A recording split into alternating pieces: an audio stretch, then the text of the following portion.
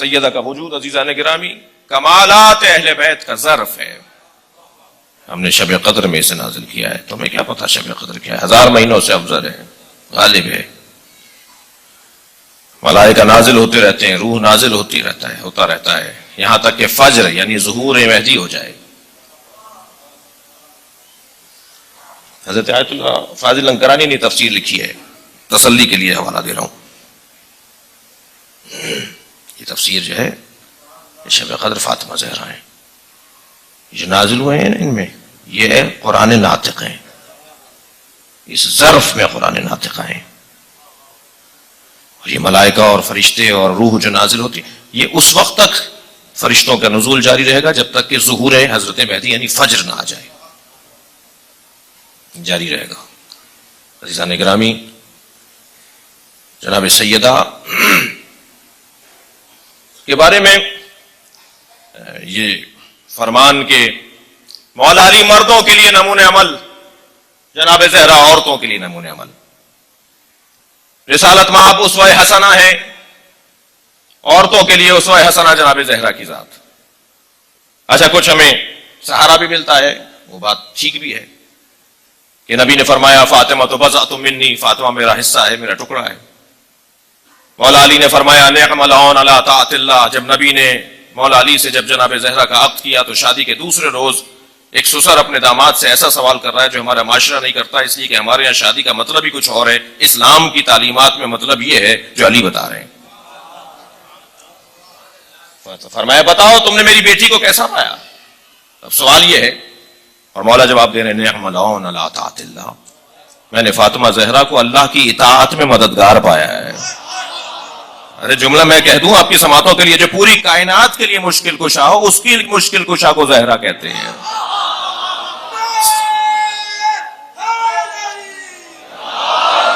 سب ہم اور آپ بھی مدد چاہتے ہیں، ہمیں بھی اطاعت الہی میں مدد کی ضرورت ہوتی ہے. مولا علی کے لیے مددگار، اطاعت الہی میں نے فاطمہ کو بہترین مددگار پایا ہے، اطاعت الہی میں.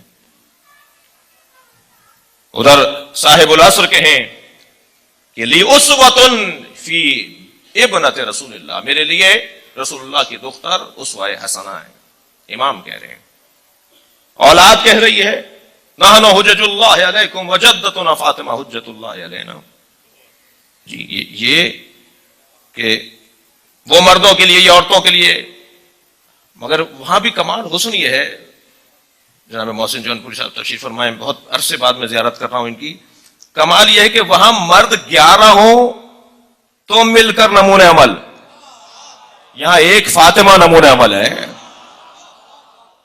لیکن عزیزان گرامی اس سے زیادہ بالا تر بات ہو، حضرت آیت اللہ جوادی عاملی نے سیدہ کی عظمت کے اوپر جو مکمل ان کی کتاب ہے اس کے اندر وہ فرماتے ہیں کہ سیدہ کے لیے یہ تقسیم کرنا کہ مردوں کے لیے نبی نمونہ عمل، عورتوں کے لیے زہرا سیدہ نمونہ عمل، یہ تقسیم کرنا احتیاط سے ہٹ کر ہے. اس لیے کہ سیدہ مسائل جنسیت سے بالا تر ہیں. اور کر رہے ہیں اب حضرات اہل دقت بیٹھے ہیں، علماء کرام تشریف فرمائیں. سیدہ جنسیت کے مسائل سے بالا تر ہیں. بھائی انسان کی تعریف کیا کی ہے علماء نے؟ اہل دقت بیٹھے ہیں، منطق پڑھنے والے بیٹھے ہیں، پڑھانے والے بیٹھے ہیں. انسان کی تعریف کیا ہے؟ الانسان هو حیوان ناطق. البتہ اس کے اوپر بھی حضرت آیت اللہ جوادی عاملی فرماتے ہیں یہ تعریف مکمل نہیں ہے، یہ تعریف اہل منطق کی ہے، یہ تعریف قرآن کی نہیں ہے جو انسان کے بارے میں قرآن کر رہا ہے. یہ اسلامی تعریف نہیں ہے، یہ دینی تعریف نہیں ہے. وہ فرماتے ہیں کیا ہے؟ انسان جنس، انسان نوع، حیوان اس کی جنس، یہ ناطقیت اس کی فصل قریب. یہی پڑھتے ہیں نا آپ منطق میں، یہی پڑھاتے ہیں نا. فصل بعید اس کی بہت ساری ہیں جی، وہ اجسام بدن رکھتا ہے، یہ اس کی فصل بعید ہے. لیکن اس کی فصل قریب جو ہے اس کا ناطق ہونا ہے. انسان ایک نوع ہے جس کے جنس یہ ہے کہ وہ ناطق ہے، حیوان ہے. اور ناطق یہ کہ وہ تمیز دلا رہا ہوتا ہے دوسرے حیوانوں کے ساتھ، وہ عام حیوان نہیں ہے. ایسا ہی ہے. یہ نوع کی بات کریں آپ، یا آپ جنس کی بات کریں، یا آپ فصل کی بات کریں، کہیں مؤنث مذکر کا ذکر آیا؟ انسان کی تعریف میں عورتیں بھی تو ہے نا. انسان اب جیسے فارسی میں کہتے ہیں مردم، اردو میں کہتے ہیں لوگ. بہت لوگ آئے تھے، ان لوگوں میں لوگ کے لفظ میں عورتیں اور مرد دونوں شامل ہیں نا. بھائی آپ کی عنایت، آپ کی توجہ کا شکریہ.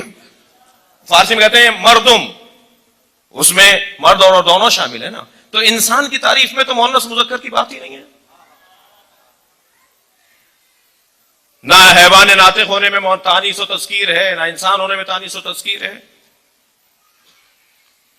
ایمان کے لیے کیا ضروری ہے؟ ایمان کے لیے کیا ضروری ہے؟ عقل، روح. جی وہ مؤنث مذکر نہیں ہے. بدن مؤنث مذکر ہوتا ہے، لیکن روح مؤنث مذکر نہیں ہوتی. تو جو ہے نا، روح مؤنث مذکر نہیں ہوتی. اللہ تک پہنچنے کے لیے، کمالات کے حصول کے لیے، درجات اولیاء تک لا جانے کے لیے بدن ضروری ہے یا روح؟ روح. یہ روح انسان کو کمالات تک پہنچاتی ہے. اچھا، جس کی روح مضبوط ہے وہ کمالات تک پہنچے گا. یہ تو مرکب ہے، یہ جو بدن ہے. کتنے ہی ہیں جو بستروں پہ ہوں، آپاہاج ہوں، لیکن ممکن ہے کہ وہ اولیاء الہی ہوں. ان کا بدن تو کام نہیں کر رہا، مگر روح ان کی بڑی بلند ہے. اور شاید کارنامہ ہی یہ ہے کہ ان مجلسوں کے ذریعے سے روحوں کو بلند کیا جائے. بدنوں کا تو اگر بدنوں کو معیار بنایا جائے گا تو ہاتھی کا بدن زیادہ قوی ہے، اونٹ زیادہ مضبوط ہے، لمبا ہے بہت. تو معیار فضیلت یا عنوان بدن نہیں ہے، روح ہے نا. روح مؤنث مذکر نہیں ہوتی. سیدہ مسائل جنسیت سے بالا تر ہے. یہ عنوان نہیں ہوگا عورتوں کی یہ نمونہ عمل ہے. سیدہ تمام عالم کے لیے نمونہ عمل ہے. بھائی کیا اس سے زیادہ کوئی بات ہوگی کہ معصوم کہیں میرے لیے نمونہ عمل ہے، امام فرمائے کہ میرے لیے نمونہ عمل ہے؟ اس سے زیادہ کوئی اور مثال کی ضرورت ہے؟ اور پھر آپ قرآن مجید میں دیکھیے، اللہ نے 3 عورتوں کی بات کی ہے. 2 منفی مثالیں ہیں، 1 مثبت مثال ہے. 2 منفی مثالیں 2 عورتوں کی ہیں، وہ مردوں کے لیے ہیں. 1 مثبت مثال ایک عورت کی ہے، وہ مردوں کے لیے ہے. 2 منفی مثالیں. ضرب اللہ مثلا امرأۃ نوح وامرأۃ لوط ضرب اللہ مثلا للذین کفروا. معاف کیجئے گا، سورہ تحریم کی آیات ہیں. اللہ نے مثال دی ہے، اللہ نے مثال دی ہے ان لوگوں کے لیے جنہوں نے کفر اختیار کیا. یہ کون ہے؟ مرد ہے نا. ان کے لیے عورتوں کی مثال، نوح کی زوجہ اور لوط کی زوجہ کا. کانتا تحتا عبدین من عبادنا الصالحین فخانتہما. یہ دونوں ہمارے 2 عبدوں کے، صالح بندوں کے زیر سرپرستی تھی اور دونوں نے خیانت کی. یہ مثال عورتوں کی ہے مگر مردوں کے لیے. کیا مثال ہے؟ خیانت نہیں کرنا. یعنی خائن مرد ہو یا عورت قابل مذمت ہے. ایک محترم بی بی کی مثال دے رہا اللہ. ضرب اللہ مثلا للذین آمنوا، صاحبان ایمان کے لیے ایک عورت کی مثال. صاحبان ایمان کے لیے ایک عورت کی مثال کیا ہے؟ امرأۃ فرعون اذ قالت یا رب ابن لی عندک فی الجنہ بیتا. اس کو آپ اور بہتر بھی کر سکتے ہیں. ایک عورت کی مثال، خاتون کی مثال حضرت آسیہ کی مثال جو فرعون کی زوجہ ہیں. وہ بھی مردوں کے لیے مثال دی جا رہی ہے مگر صاحبان ایمان کے لیے. یعنی مومن مردوں کے لیے ایک عورت کی مثال، کافر مردوں کے لیے 2 عورتوں کی مثال. اب میں ان 2 عورتوں کا اسی سورہ تحریم میں جو ذکر ہے اس کی طرف نہیں جانا چاہتا. آپ کی طبیعتوں پر کہیں کی رانی نہ آ جائے کہ صاحب تبرہ ہو گیا. صلوات پڑھے ذرا محمد و آل محمد. دیکھیے ہمارا کسی سے ذاتی کوئی مسئلہ نہیں ہے. ہماری تو ذات کا کوئی عنوان ہی نہیں ہے. ہمارا تو رونا بھی تو فعل اہل بیت ہے، ہمارا تو ہنسنا بھی تو فعل اہل بیت.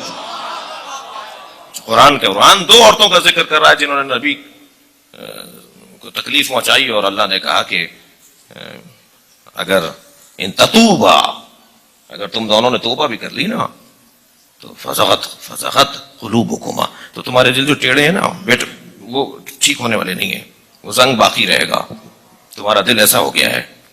تو ہم تو قرآن مجید کو اصول کے طور پر لیتے ہیں نا، فارمولوں کی کتاب ہے، مصادیق کی کتاب نہیں ہے.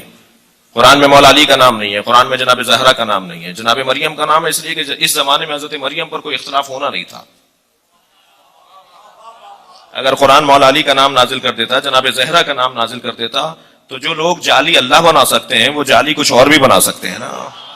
تو کہتے ہیں یہ علی مراد نہیں ہے وہ علی مراد ہے، یہ فاطمہ مراد نہیں ہے وہ فاطمہ مراد ہے. اللہ نے نام ہی نازل نہیں کیے، تم ان کا کام لے کر آؤ، ان جیسا کردار لے کر آؤ. جناب زہرا کا وجود اس سے بالا تر ہے. یہ تقسیم کرنا، علامہ اقبال فرما رہے ہیں کہ جی مادرارا اسوے کامل بطول، تقسیم قید محدود کر دیا بی بی کو کہ ماؤں کے لیے مادر اسوے کامل ہے. نہیں،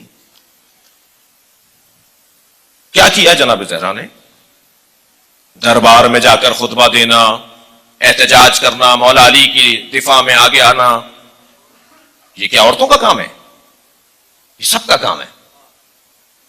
ولایت اہل بیت کا دفاع، مرکزیت کا تحفظ، مرجعیت کا تحفظ، یہ صرف مردوں کا کام ہے. بی بی کر رہی ہیں، یہ صرف عورتوں کا کام ہے، بی بی نے کیا ہے. سب کے لیے نمونہ عمل سیدہ کے ساتھ. پروردگار عالم نے اپنے حبیب کو بہت کچھ عطا کیا میرے عزیزوں، مگر جو کچھ بھی عطا کیا وہ نبی کے گھر پہنچایا. دقت کر رہے ہیں؟ وہ نبی کے گھر پہنچایا. ایک ایسا وجود دینا چاہتا ہے جس کے لیے نبی آپ کو آنا ہوگا. سرکار جب معراج پر جائیں گے تب فاطمہ ملیں گی.